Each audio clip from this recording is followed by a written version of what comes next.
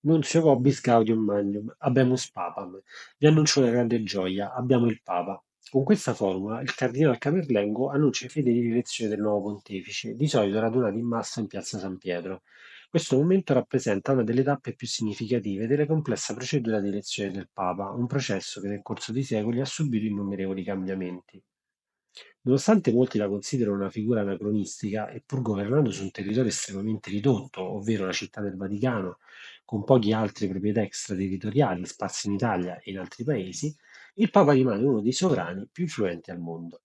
Il motivo è che è il leader spirituale di oltre 1 miliardo e 300 milioni di cattolici. Si tratta quindi di una figura di elevata importanza, la cui elezione è affidata ai cardinali di Santa Romana Chiesa. Secondo la dottrina, questi dovrebbero essere guidati dallo Spirito Santo nella scelta di uno di loro come successore di Pietro. Come accennato, il metodo di elezione del Papa è cambiato diverse volte nella storia. Tra tutte le trasformazioni, la più emblematica è stata l'introduzione del conclave, il momento in cui i cardinali si riuniscono per scegliere il nuovo pontefice. Ma come si svolgeva il conclave nei secoli passati? Quali sono stati gli episodi più curiosi della sua storia? Scopriamoli insieme in questo nuovo episodio di Voci dal passato, il podcast di The History Tales, in cui esploriamo eventi e curiosità della nostra storia. Se non l'avete ancora fatto, vi invito a iscrivervi al canale e a seguirci sui nostri social per continuare a sostenere il nostro lavoro. Trovate tutti i link nella descrizione del video. Ma torniamo a noi. Non tutti sanno che per oltre un millennio il Papa non veniva eletto attraverso il conclave. Il processo era infatti molto più semplice e coinvolgeva un numero maggiore di persone. Nei primi secoli l'elezione era affidata al clero della diocesi di Roma, proprio come accadeva per le altre sedi vescovili. Il Papa infatti non è solo il capo della cristianità, ma tuttora è anche il vescovo di Roma.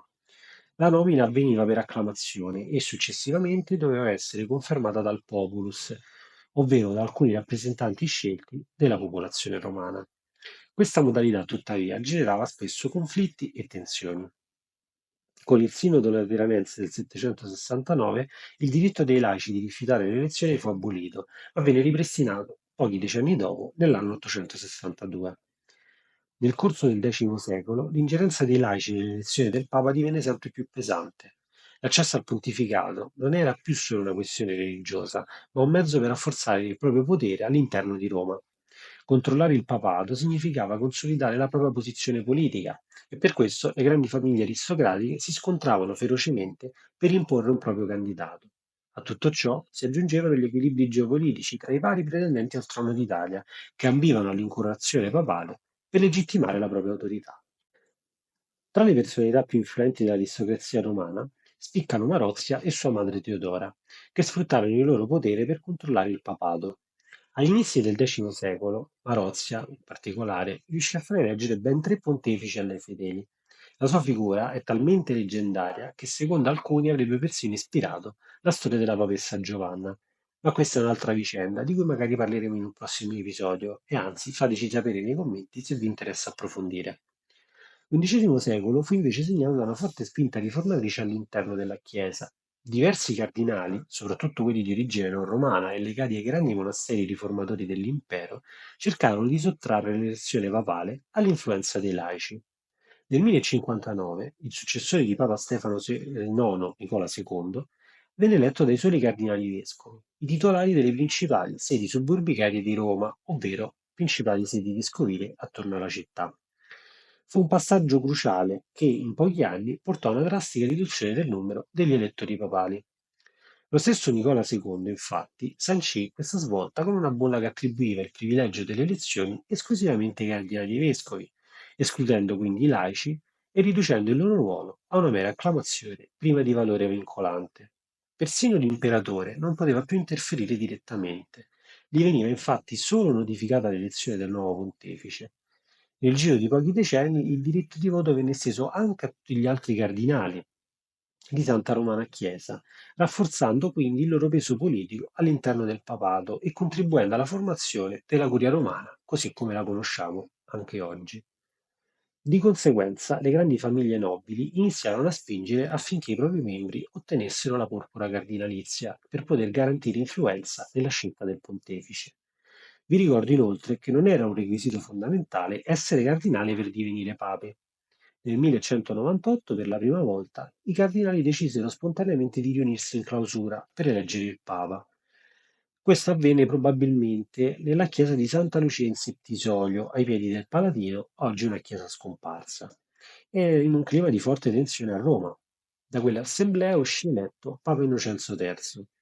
Tuttavia l'usanza della clausura venne ripresa solo quasi un secolo dopo. Alla morte di Papa Clemente IV nel 1268 i cardinali si riunirono a Viterbo per scegliere il nuovo pontefice, ma le trattative si protrassero per mesi senza giungere a un accordo. L'assenza di un papa creava gravi problemi economici sia a Roma che a Viterbo, all'epoca appunto residenza pontificia. La sede vacante durò ben 33 mesi, esasperando la popolazione locale. Per costringere i cardinali a una decisione, i viterbesi li chiusero nel palazzo papale, ma la pressione non bastò. Si passò allora a misure più drastiche, venendo ridotta la loro dieta a pane e acqua. Nemmeno questo fu sufficiente, e alla fine i cittadini decisero addirittura di rimuovere parzialmente il tetto dell'edificio, esponendo i cardinali al freddo e alla pioggia. Il conclave fu poi talmente lungo e difficile che durante il suo svolgimento morirono ben 3 cardinali. Alla fine i cardinali, chiusi conclavis, e da lì il termine conclave, quindi chiusi con le chiavi, giunsero alla decisione ed elessero Gregorio X. Fu lui a promulgare la bolla Ubi Periculum, che stabilì una procedura per il conclave molto simile a quella attuale. Sebbene il suo successore l'avesse poi già abolita, la norma fu ripristinata nel 1294 da Celestino V, eletto dopo ben 2 anni di sede vacante. Il primo conclave formalmente regolamentato dalla legge della Chiesa fu quello convocato per la successione però di Gregorio X. Si tenne nel gennaio del 1276 ad Arezzo, nella chiesa di San Domenico. Nei secoli successivi i conclavi si svolsero in varie sedi, ma nel XIV secolo la maggior parte si tenne in Francia, dove il papato si era trasferito. Un'attenzione particolare merita poi il conclave del 1378, convocato dopo la morte di Gregorio XI, il primo dopo il ritorno del Papa a Roma. L'atmosfera in città era carica di tensione. Il popolo romano pretendeva un pontefice italiano e lo fece capire chiaramente ai cardinali, minacciandoli con parole inequivocabili. Romano lo volevo, o al manco italiano, romano lo volemo romano, se non tutti ci uccideremo. La pressione psicologica doveva quindi essere enorme. Le cronache parlano persino di emissari del comune romano e notabili vari che si avvicinavano alla sede del conclave, all'epoca il Palazzo Vaticano, e minacciavano o mettevano pressioni ai cardinali. Stanco di queste vessazioni, il cardinale Orsini uscì tentando di placare il popolo. Il tentativo si rivelò però infruttuoso e ne nacque anche un battibecco tra il cardinale e i romani. Nonostante la maggioranza dei cardinali fosse poi di origine francese, non si riusciva comunque a trovare un accordo. Alla fine emerse un candidato di compromesso, Bartolomeo Prignano, all'epoca arcivescovo metropolita di Bari. Il Prignano tuttavia non era un cardinale e fu l'ultimo non cardinale ad essere eletto papa. Venne chiamato nel consesso in gran segreto e dopo la votazione era risultato eletto. A questo punto però si creò una situazione che aveva del rocambolesco, in quanto l'elezione non venne immediatamente formalizzata. L'Orsini uscì di nuovo per annunciare al popolo il nuovo papa, che tuttavia invece di capire arcivescovo di Bari, comprese il nome di Bar, un curiale francese. E a questo punto il popolo infuriato assalì il palazzo. Per placare gli animi, i cardinali, terrorizzati e impauriti, inscenarono l'intronizzazione del cardinale Tebaldeschi, che era invece romano. Prima che quindi fosse stata ratificata l'elezione di Prignano, i cardinali fuggirono comunque da Roma, vista la situazione di tensione. Così, con quelli rimasti a Roma, che erano circa 12 di 16, Bartolomeo Prignano fece ripetere le elezioni il 9 aprile, appena 2 giorni dopo da quelle che erano state poi il giorno di inizio delle votazioni, ovvero il 7. Ottenne stavolta la maggioranza, nuovamente, e scelse il nome di Urbano VI. La concordia tra i cardinali, però, sul suo nome si spense pochi mesi dopo l'elezione. I francesi volevano infatti il loro porporato e volevano che il pontefice rientrasse ad Avignone. Ne scaturì un drammatico scisma all'interno della Chiesa d'Occidente che durò per diversi decenni e portò alla coesistenza di un papa a Roma e di un antipapa in altre zone d'Italia o d'Europa. Talvolta gli antipapi erano anche due. Lo stesso conclave del 1378 finì poi sotto inchiesta. Diverse personalità di spicco romane furono infatti chiamate a testimoniare per accertare se le pressioni esercitate dal comune e dai cittadini avessero in qualche modo influenzato l'elezione. Nel 1492 si tenne il primo di una lunga serie di conclavi invece nella Cappella Sistina. Da quell'assemblea uscì eletto Alessandro VI, Rodrigo Borgia, il celebre padre di Cesare e Lucrezio.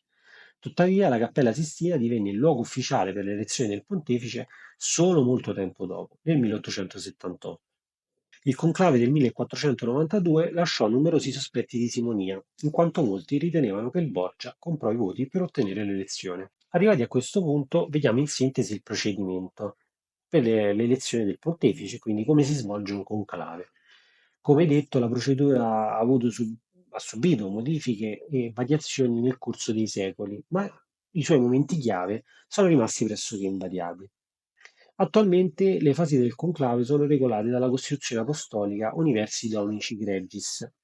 Il processo inizia con l'arrivo dei cardinali elettori a Roma e la loro sistemazione nella Domus Sanctae Marte dal 2005, che, come sapete, è notoriamente anche la residenza dell'attuale pontefice Francesco. Nei giorni precedenti si tengono poi le congregazioni generali, riunioni preparatorie a cui i cardinali discutono delle questioni legate all'elezione. Nel giorno che poi viene stabilito, a questo punto avviene l'ingresso in conclave. I cardinali partecipano però prima alla missa prediligendo Romano Pontefice nella Basilica di San Pietro. Nel pomeriggio si recano poi in processione alla Cappella Sistina, intonando le litanie dei santi e il Veni Creator Spiritus, appunto, per cercare di attirare su di sé l'attenzione dello Spirito Santo che dovrà guidarli nell'elezione del pontefice. La Cappella Sistina viene a questo punto sigillata e bonificata per impedire qualsiasi comunicazione con l'esterno. Un pavimento sopraelevato viene installato, le finestre vengono oscurate e viene predisposta la stufa per la combustione delle schede, che emetterà fumata nera in caso di mancata elezione e fumata bianca in caso di un'avvenuta elezione. Giunti nella cappella, il cardinale decano, ovvero il cardinale che presiede il collegio cardinalizio, pronuncia il giuramento a nome di tutti gli elettori, impegnandoli al segreto assoluto e alla non interferenza esterna. Terminata questa fase, il maestro delle celebrazioni liturgiche pontificie pronuncia la celebre formula extra omnes, ordinando a tutti i non partecipanti di lasciare la Cappella Sistina. A quel punto ha luogo un'ultima meditazione spirituale, dopodiché il conclave ufficialmente inizia. Queste ultime fasi sono in realtà state molto alleggerite nel corso degli ultimi decenni, in quanto i cardinali appunto non sono vincolati a rimanere rinchiusi nella Cappella Sistina, ma al termine delle votazioni possono rientrare a dormire appunto nella Domus Sanctae Marte, mentre in passato venivano predisposte delle camere molto correlate, quindi annesse alla stessa Cappella Sistina, purché loro non uscissero e non avessero contatti con l'esterno. Come detto, questo non è vero perché adesso invece, proprio per andare nella Domo Sanctae Marte, loro hanno dei contatti con l'esterno. Quindi appunto queste ultime fasi sono state molto alleggerite e ancora di più assume rilevanza il giuramento prestato di non subire interferenze esterne. Procediamo quindi a vedere come si svolge poi nell'effettivo la votazione. L'unica modalità di elezione prevista è quella per scrutinium, ovvero tramite una votazione segreta su schede. Ogni scrutinio si articola in tre fasi: l'antescrutinium, dove vengono distribuite le schede e sorteggiati tre scrutatori e tre infirmirari, che sono coloro i quali aiutano tutti i cardinali che sono impossibilitati a spostarsi, e poi ci sono tre revisori. Successivamente a questa fase il segretario del collegio cardinalizio e il personale liturgico lasciano la cappella.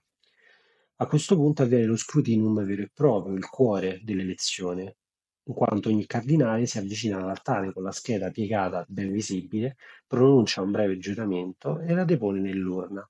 Completato questo procedimento per tutti gli elettori, segue lo spoglio delle schede. L'ultimo degli scrutatori legge ad alta voce i voti, mentre gli altri li annotano. La fase successiva è il post-scrutinium, quindi si conteggiano questi voti e al termine di ogni doppio scrutinio le schede vengono bruciate. Se nessun candidato raggiunge i 2/3 dei voti, viene prodotta infatti la cosiddetta fumata nera. Se un cardinale invece ottiene la maggioranza qualificata, quindi questi 2/3 dei voti, l'elezione è valida. A quel punto il cardinale decano si avvicina all'eletto e gli pone due domande. La prima: Acceptas electionem de te canonice factam in summum ponteficem. Accetti la tua elezione canonica a sommo pontefice? In caso, ovviamente, di risposta affermativa, subentra anche la seconda domanda. Que nomine vis vocari? Con quale nome vuoi essere chiamato? A questo punto, dopo anche la conferma del nome, le schede vengono bruciate con queste sostanze chimiche che servono a generare la famosa fumata bianca. La procedura di elezione è stata semplificata in un certo qual senso per evitare un'elezione piuttosto lunga, in quanto nel 2013 Benedetto XVI ha deciso di introdurre che dopo il 33esimo scrutinio fallito, i due cardinali che hanno ottenuto il maggior numero di voti vadano a un ballottaggio nello scrutinio successivo. Anche in quest'ultimo scrutinio essi devono ottenere i 2/3 dei voti per poter essere eletti, tuttavia non partecipano alla votazione. Tornando al momento dopo l'elezione, l'eletto si ritira nella cosiddetta stanza delle lacrime, che è una piccola anticamera dietro la Cappella Sistina, dove indossa per la prima volta le vesti papali. Oggi vengono commissionate diverse vesti di diverse misure e taglie per permettere a chiunque sia eletto, qualsiasi sia la sua corporatura, di poterli indossare. Ritorna a questo punto nella Cappella Sistina per ricevere l'omaggio dei cardinali, mentre viene intonato il Te Deum, che segna anche la conclusione del conclave.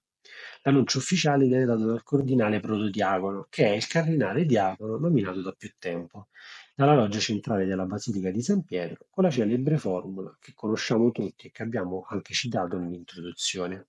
A questo punto c'è la prima apparizione pubblica del nuovo pontefice che scambia alcune parole con i suoi fedeli e dà la benedizione Urbi et Orbi. In passato, dopo le elezioni, il Papa doveva essere prima consacrato per poter entrare ufficialmente in carica, poiché innanzitutto si riteneva che solo attraverso questo rito lo Spirito Santo conferisse la pienezza dei poteri, ma soprattutto perché in alcuni casi, soprattutto nei primi secoli, gli eletti non erano ordinati, quindi non erano vescovi e talvolta erano addirittura dei semplici chierici o finanche dei laici e quindi era necessario assolutamente che avessero questa consacrazione per poter poi ottenere l'incarico. A volte poi la consacrazione avveniva molti mesi dopo l'elezione e quindi ha reso molto incerti alcuni periodi di pontificato. Fino all'undicesimo secolo il nuovo Papa sceglieva il nome pontificale solo al momento della consacrazione. Tuttavia, con il Concilio Lateranense III del 1179 si è stabilito che l'elezione da sola fosse già sufficiente per legittimare il pontefice e quindi alcuni papi come Adriano V nel 1276 e Urbano VII nel 1590, che morirono prima di essere consacrati, furono comunque considerati pontefici.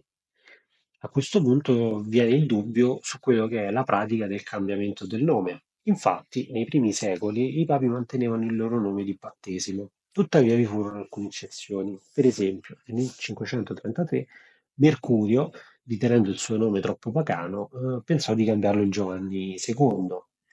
Il fatto che mantenessero il proprio nome di battesimo spiega anche perché, se scorriamo le liste dei pontefici dei primi 6, 7, 8 secoli, compaiono nomi davvero insoliti per oggi, come Lino, Caio, Agatone, Ormisda, Deusdedit e Adeodato, nelle due versioni quindi sia latina che italiano, nomi che, come è noto, poi non hanno avuto seguito o hanno avuto solo pochi seguiti dati appunto da omonimie dei successori. La tradizione del cambio del nome si consolidò infatti nel X secolo. Uno dei primi fu, con una certa attenzione, Ottaviano, figlio di Alberico, che scelse il nome di Giovanni XII, anche lui forse per una questione di nome troppo pagano. Nel 983 la scelta fu ancora più clamorosa perché Pietro Campanora optò per Giovanni XIV, poiché appunto chiamandosi Pietro voleva assolutamente evitare che il nome sarebbe stato lo stesso del primo Papa, quindi che lui divenisse un Pietro II. E da quel momento, con l'ascesa dei papi di origine germanica, poi, quindi dalla fine del X secolo, l'usanza divenne praticamente una prassi consolidata, simboleggiando quindi il passaggio a una nuova identità spirituale e politica. Basti pensare che dal 996 in poi solo due papi mantennero il proprio nome originale. Uno è Adriano VI, Adrien Florezun Boyans Dedel del 1522, e l'altro è Marcello II, che si chiamava Marcello Cedrini e fu eletto nel 1555. Nel corso dei secoli, l'elezione del Papa è sempre stata influenzata da interferenze esterne e in particolar modo tra il XVII e il XVIII secolo le grandi monarchie europee imponevano i veti su alcuni cardinali, impedendo l'elezione di figure a loro sgradite.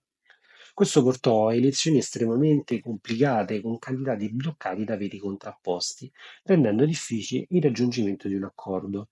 E anche in passato queste tensioni potevano derivare dalla situazione tra il papato e l'impero, con l'imperatore che cercava di porre al soglio pontificio coloro i quali fossero più inclini alle sue posizioni. Molto spesso, come abbiamo visto, a partire soprattutto dal X secolo e fino alla metà dell'undicesimo, anche riuscendoci. Ci sono poi una serie di conclavi che si sono distinti sia per la loro eccezionale durata, ma anche per eventi insoliti avvenuti durante lo svolgimento. Abbiamo già citato il lunghissimo conclave, nonché il primo effettivo, potremmo quasi dire, del 1268, ma ce ne furono anche altri. Di casi particolari, per esempio, ricordiamo che nel 1521-1522, proprio in caso di elezione di Adriano VI, la sua nomina, la sua elezione fu accolta con tantissima ostilità da parte della popolazione romana, che ancora una volta voleva un papa romano, invece si trovò addirittura un papa d'Oltralpe, e questo scatenò proteste e lanci di pietre contro i cardinali. Nel conclave del 1623 la situazione si fece un po' più disagevole, in quanto fu celebrato in piena estate e fu segnato da un'epidemia di malaria che colpì diversi cardinali, alcuni dei quali morirono nei mesi successivi. Lo stesso neoeletto Urbano VIII si ammalò, ma riuscì a guarire. L'altro conclave particolarmente interessante e anche uno dei più lunghi è quello del 1740, quando alla morte di Clemente XII l'elezione fu ostacolata da vari veti incrociati delle monarchie europee. Nonostante il rigido isolamento, come detto, le pressioni esterne continuarono a influenzare le trattative. Dopo 6 mesi di impasse, il cardinale Prospero Lambertini di Bologna sbloccò la situazione con un'irriverente battuta. Se volete un santo, eleggete il cardinal Gotti; se volete un brav'uomo, eleggete il cardinale Aldrovandini; se volete un buon coglione, eleggete me. Il suo spirito pragmatico convinse i cardinali e fu eletto con il nome di Benedetto XIV, regnando per 18 anni e distinguendosi come uno dei papi più progressisti della storia. Sulla figura del cardinale Lambertini è poi stato girato un noto film negli anni '60 con Gino Cervi. Con questa breve rassegna si conclude quindi la storia del conclave, un'istituzione che nel corso dei secoli ha subito trasformazioni, adattandosi ai cambiamenti politici, sociali e religiosi. Abbiamo ripercorso le sue tappe fondamentali, dalle prime elezioni papali alle regole sancite dalla bolla Ubi Periculum, fino alle dinamiche moderne, analizzando anche i conclavi più curiosi e controversi. Questa pratica millenaria non è infatti solo un evento religioso, ma anche un momento di grande rilevanza storica e politica, in cui si intrecciano tradizione, potere e fede. Ogni conclave rappresenta una pagina della storia della Chiesa e del mondo, testimoniando l'evoluzione della leadership papale e il ruolo che essa ha ricoperto nel panorama internazionale. Nonostante le innovazioni tecnologiche e le sfide della contemporaneità, ma anche i cambiamenti che abbiamo visto essere occorsi nel corso degli anni, che quindi hanno portato anche a regole molto più flessibili, il conclave rimane comunque uno dei riti più solenni e affascinanti della Chiesa Cattolica, un evento capace di catturare l'attenzione globale e di determinare il futuro della cristianità. Se vi è piaciuto questo video vi invitiamo a lasciare un like e se non l'avete ancora fatto seguiteci qui su YouTube ma anche sugli altri social per rimanere aggiornati sulle nuove uscite del canale. Ci vediamo alla prossima.